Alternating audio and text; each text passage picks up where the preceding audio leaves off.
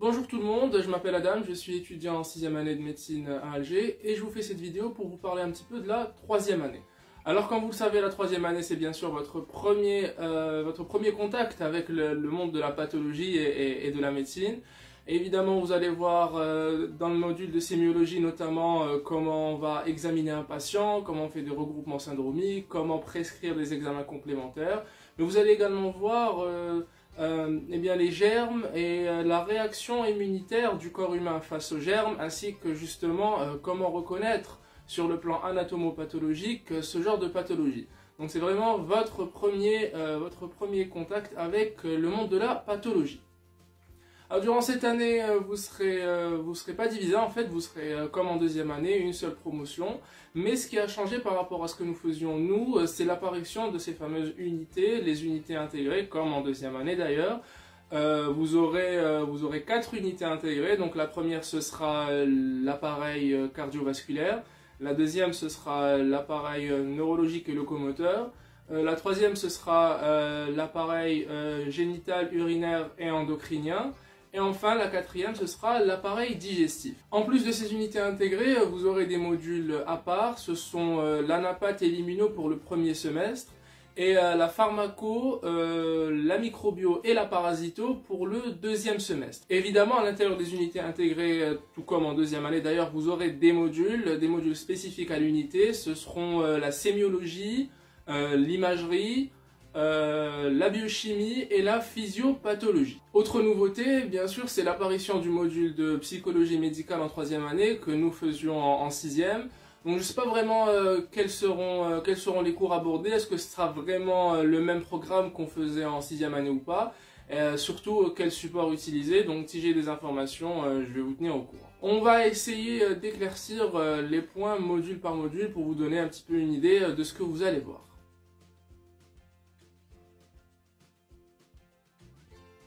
On va commencer par le module de sémiologie médicale. Alors vous savez que la sémiologie c'est l'étude des signes. D'une part les symptômes, c'est les signes que le patient va vous rapporter. Et d'autre part les signes physiques que vous allez découvrir suite à l'examen clinique. Vous allez donc apprendre à examiner votre patient, à effectuer les 4 grandes étapes de l'examen physique, l'inspection, la palpation, la percussion et l'auscultation. Vous allez apprendre à faire un regroupement syndromique, c'est-à-dire essayer de trouver un syndrome qui va regrouper l'ensemble des signes présentés par le patient et prescrire des examens complémentaires adaptés à l'état de votre patient. Le module de sémiologie médicale est divisé en plusieurs unités, donc ça va suivre les unités que vous avez, les unités intégrées, et certains seront un peu plus chargés que d'autres, il faudra apprendre à gérer votre temps. Pour le support, je ne peux que vous conseiller le précis de sémiologie du professeur Hamladi, même s'il est un petit peu daté.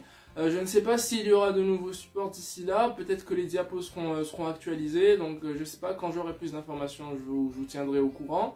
À part ça, vous pouvez acheter les différents livres de sémiologie qui sont connus, je vous mettrai quelques liens ou quelques photos dans votre groupe quand je posterai la vidéo. Dans le module de sémiologie, vous allez avoir un stage pratique qui devra avoir lieu au terrain de stage une fois par semaine ou 2 fois, ça dépendra. Donc une fois ou 2 fois par semaine, vous allez apprendre devant le malade, à l'examiner, à lui poser des questions, à faire son anamnèse. L'interrogatoire est très important en sémiologie.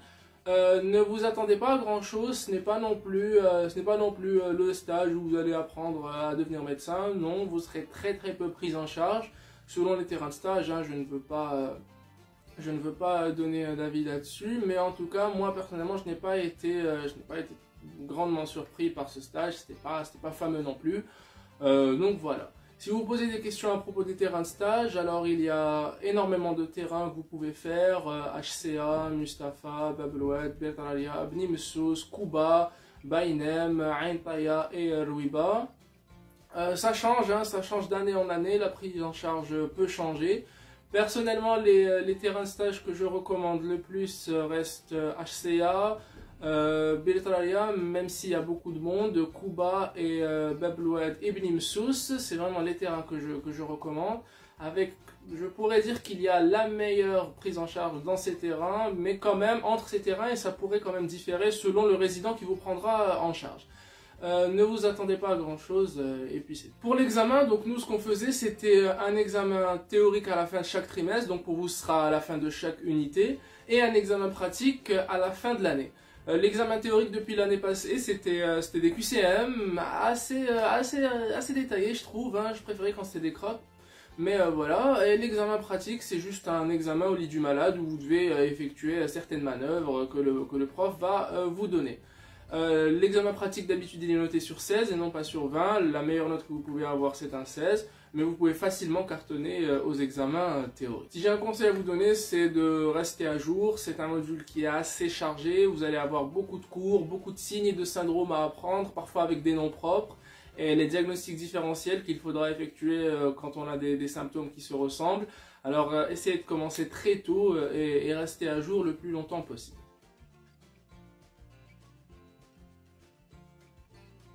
On passe à l'anapath. Alors l'anapath, donc l'anatomie, cytologie, pathologique, ce sont tout ce qui est lésions tissulaires dans les pathologies les plus fréquentes. Normalement, vous aurez 3 grands chapitres. Le premier chapitre, c'est l'anapath général, donc vous allez apprendre les différentes colorations, les coupes, etc. Le chapitre de l'inflammation, vous allez apprendre les mécanismes inflammatoires et donc la réaction inflammatoire du corps, quels sont les différents tissus qui vont être lésés, les différentes transformations tissulaires et cellulaires durant l'inflammation, et les cellules de l'inflammation, comment est-ce qu'elles vont réagir à la présence d'un pathogène. Avec les 2 grands types d'inflammation, donc des inflammations non spécifiques, exsudatives et tout, et des inflammations spécifiques, donc tout ce qui est granulome, inflammation virale, parasitaire. Et le 3e chapitre, c'est les cancers, la pathologie tumorale proprement dite. Vous allez voir les différents types de cancers, comment les reconnaître en microscopie, etc. C'est un module qui paraît chiant, j'ai envie de dire. Moi-même, je n'aimais pas trop quand j'étais en 3e année. Mais quand vous allez avancer vers la 4e, 5e et que vous aurez des modules d'anapath dans les modules de gynéco, de pneumo, de gastro, etc., vous allez vous rendre compte que ce que vous faisiez en 3e année n'était pas perdu. Vous allez beaucoup l'utiliser. C'est une sorte de grande sœur de l'histologie avec ses fans et ses détracteurs. Pour les supports, je ne sais pas trop quoi vous conseiller, je ne sais pas si le programme va changer. En tout cas, les diapos restent un très bon support avec ce qu'on appelle le polycopier de Copat, qui est un polycopier qui a été fait par les professeurs d'anapath en France. Je vous conseille de le chercher sur Google, vous allez le trouver facilement. À part ça, pour les diapos algériens, je conseille les diapos du professeur Chaher, qui a été responsable du module d'anatomopathologie il y a quelques années. Ce sont des diapos qui sont très courts, avec toutes les informations nécessaires pour passer l'examen. En parlant de l'examen, c'est quelque chose de facile. Normalement, ce sera 40 ou 50 QCM à choix unique. D'habitude, la réponse fausse ou la réponse juste apparaît très clairement si on a bien fait son cours. Essayez juste d'être bien préparé et de réviser très régulièrement.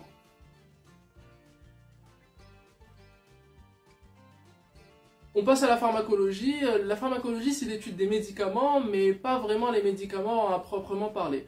Vous allez avoir 3 grands chapitres. D'abord la pharmacologie générale, c'est-à-dire vous allez voir ce qu'on appelle la pharmacocinétique, c'est-à-dire comment notre corps va accueillir le médicament. Ensuite la pharmacodynamie, c'est-à-dire comment le médicament va agir dans notre corps. Enfin vous allez voir les effets indésirables médicamenteux, etc. Dans le 2e chapitre, ce sera les médicaments qui vont agir sur le système nerveux autonome.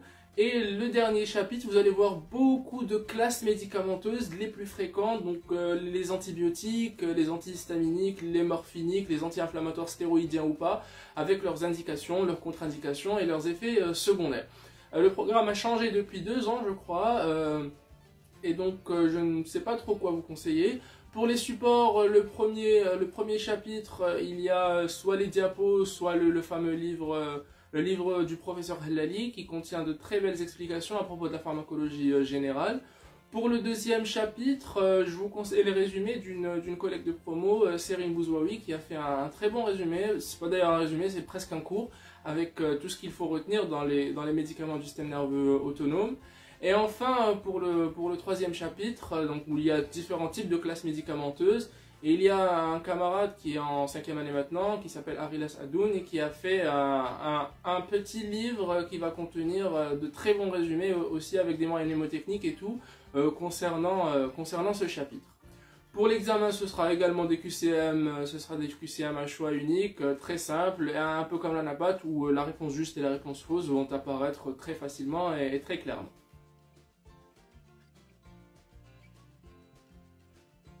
La microbio maintenant, c'est mon module préféré de la troisième année. Donc la microbio, c'est l'étude des germes, donc des bactéries et des virus uniquement. Les parasites seront étudiés en parasitologie.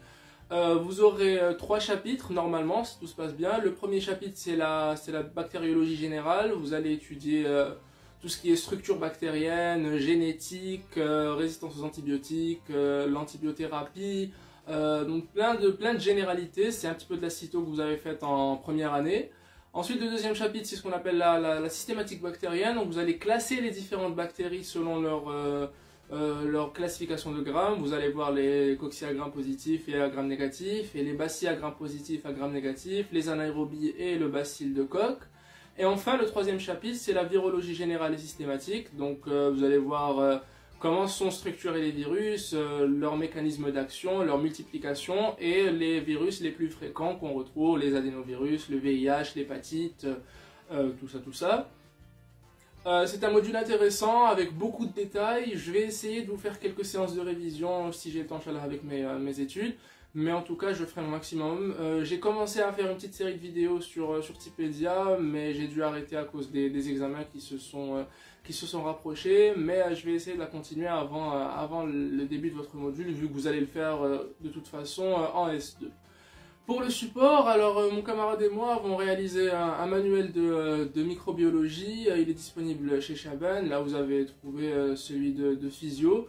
On a vraiment essayé de regrouper toutes les informations nécessaires. On a fait on a fait une bonne synthèse entre les diapos et ce qu'on a pu retrouver comme information en cours ou sur internet. Les schémas sont la plupart du temps réalisés à la main par moi-même. J'ai essayé de les rendre le plus explicites possible. Mon camarade a également réalisé un livre de QCM, donc c'est un recueil de QCM des 8 ou des 6 dernières années, je crois, avec un corrigé proposé et une explication pour chaque QCM. Vous trouverez également chez Chaban, vous pouvez acheter les deux en même temps, il n'y a pas de souci. Pour l'examen, donc ce sera des QCM à choix unique, toujours, parfois à choix multiple, parfois tout ou rien, mais très rarement. La plupart du temps, les notes sont tellement basses en tout ou rien qu'ils finiront par mettre du partiel. Je vous conseille de bien réviser les détails parce qu'ils aiment bien ça. C'est ce qui va différencier entre celui qui a bien appris son cours et celui qui a juste appris les questions. Il arrive parfois que certains QCM se répètent, donc faites les anciens sujets, vous n'allez pas le regretter.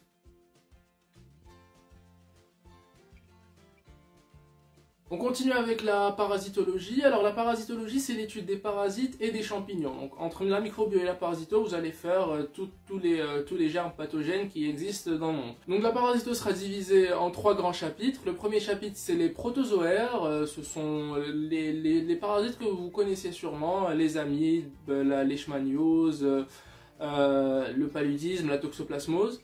Le deuxième chapitre, ce sont les vers, donc les helminthes, c'est les ascaris, le ténia, les diphyllobotrium, tout ça, aussi le chrysidatique d'ailleurs, qui est une helminthe. Et le troisième chapitre, c'est les champignons, les mycoses, avec les plus connus, Cryptococcus, Candida, Malassezia et tout ça. Beaucoup de détails, beaucoup de nouvelles informations que vous ne connaissiez pas, notamment les traductions cliniques, les cycles parasitaires qu'il faut apprendre par cœur avec leurs hôtes définitifs et leurs hôtes intermédiaires. C'est ce qu'il y a de plus difficile à apprendre en parasitologie. Pour les supports, vous avez le choix entre les résumés de Amin Babouche, qui sont un peu plus anciens, qui datent de à peu près 5-6 ans, et donc qui sont écrits à la main. Si vous arrivez à comprendre son écriture, il n'y a pas de souci. Ou les résumés de Mohamed Mezrich que j'ai moi-même utilisé, que j'aime beaucoup. Ce sont des résumés très courts, très concis. Les cycles sont bien réalisés, je trouve, avec une plus grande facilité pour les apprendre parce qu'il a gardé la même structure à chaque fois, avec le changement d'hôte définitif, d'hôte intermédiaire et de traduction clinique. Alors moi, si je devais vous conseiller un support, ce serait celui de mon camarade Mezrich, mais si vous voulez utiliser ceux d'Amin Babouche, il n'y aura pas de souci là-dessus. Pour l'examen, pour nous c'était des crocs, pour vous ce sera des QCM. Les QCM sont assez compliqués, je trouve. Je n'ai pas vraiment trouvé ça facile. Ceux qui ont passé l'examen, je ne sais pas trop ce qu'ils en ont pensé, j'ai pas posé de questions.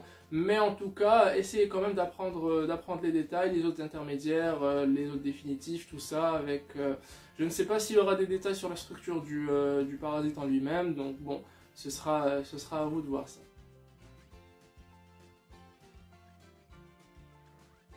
Maintenant, l'immunologie. Alors, l'immunologie, comme je vous ai dit, c'est la réaction de notre corps aux germes ou aux pathogènes. Alors, vous avez fait en deuxième année la première partie du module d'immunos, c'était l'immunologie générale. Vous avez étudié les cellules, vous avez étudié les organes lymphoïdes, la réaction inflammatoire innée adaptative.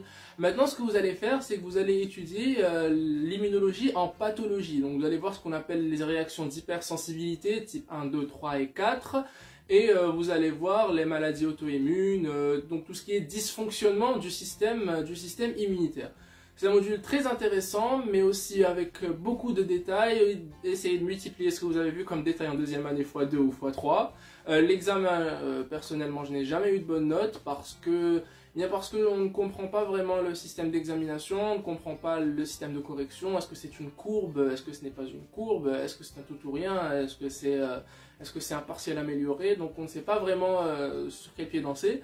À part ça, les supports, n'allez pas trop loin. Vous avez le choix, soit les diapos des profs, soit certains résumés de nos camarades, soit celui de Ayoub ici, soit celui de Amin Lab. Donc moi personnellement je n'ai pas utilisé de résumé, je me suis arrêté au diapo parce que je n'aimais pas vraiment ce module, mais vous pouvez trouver les deux ouvrages chez Chaban et à vous de prendre celui que vous préférez, que ce soit en matière de design ou de contenu. L'examen, comme je vous ai dit, c'est un QCM, je ne sais pas si ce sera un choix unique ou un choix multiple, je ne sais pas si le Covid va changer quelque chose. Mais en tout cas, voilà. À part ça, je vous conseille bien sûr d'apprendre par cœur, hein, d'apprendre les signes retrouvés dans chaque pathologie, d'apprendre les cellules qui sont impliquées, les récepteurs s'il y en a, notamment les anticorps dans les maladies auto-immunes. Garder les détails, c'est ce qu'il y a de plus important et c'est ce qui va faire la différence à l'examen.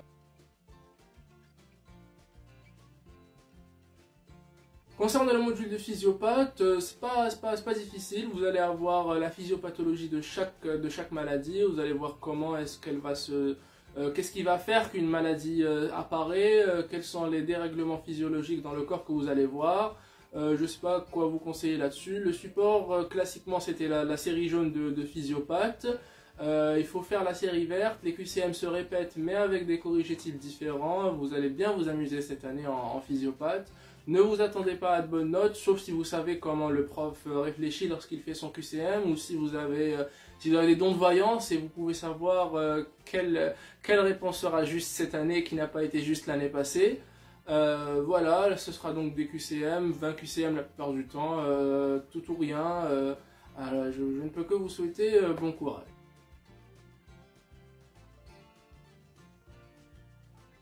Concernant les modules d'imagerie et de biochimie, étant donné qu'on n'a pas eu ça, nous, en troisième année, dans l'imagerie on avait juste la radiographie du thorax, c'était quelque chose de très simple, et la biochimie je ne sais pas vraiment ce que vous allez étudier, ça sera très intéressant de voir ça, donc je vous laisse découvrir par vous-même. Voilà, normalement j'ai tout dit à propos de la troisième année, si vous avez des questions on en parlera dans votre groupe, et je vous remercie et bon courage à tous, ciao.